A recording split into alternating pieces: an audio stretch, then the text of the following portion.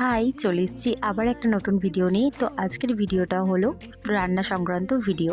তো অনেক দিন ধরেই কুচুর-মুচুর খেতে ইচ্ছে করছিল, তাই বিকালবেলা পড়িয়ে এসে ফ্রিজ খুলতেই দেখলাম মাংস রাখা আছে। ভাবলাম ছোট ছোট করে কেটে নিয়ে পকোড়া বানানো যাক। আর পকোড়ার রেসিপি কী দেখাবো, তোমরা তো সবাই জানো, যে যার নিজের মতন করে করো। আর আমি যেভাবে করছি তোমাদের সাথে শেয়ার করি, চলো। তো ছোট্ট ছোট্ট করে পেঁয়াজগুলোকে কেটে নিয়েছিলাম, কুচি করে নিয়েছিলাম, তারপর আদা রসুনটাকে একটু পেস্ট করে নিয়েছিলাম শুকনো লঙ্কার সাথে।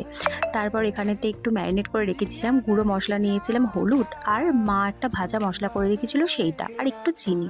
আমার সব রান্নাতে কেন জানেন আমি একটু একটু করে চিনি দিই। তারপর ছোট্ট ছোট্ট করে চিকেনগুলোকে কুচিয়ে নিয়েছিলাম, আর একটুখানি সরিষার তেল দিয়ে আর বেসন পরিমাণ মতো দিয়ে মেখে রেখে দিয়েছিলাম। আমি এখানে আর কিচ্ছু ইউজ করিনি, চালের গুঁড়িও দিইনি, কিচ্ছু দিইনি, একটুখানি খাবার সোডা দিয়েছিলাম। তারপর লাল লাল করে পকোড়াগুলোকে ভেজে নিয়েছিলাম। আর পকোড়া খেলে হবে, তার সাথে তো একটু চাও চাই, তাই একটু গরম গরম চা করে নিয়েছিলাম।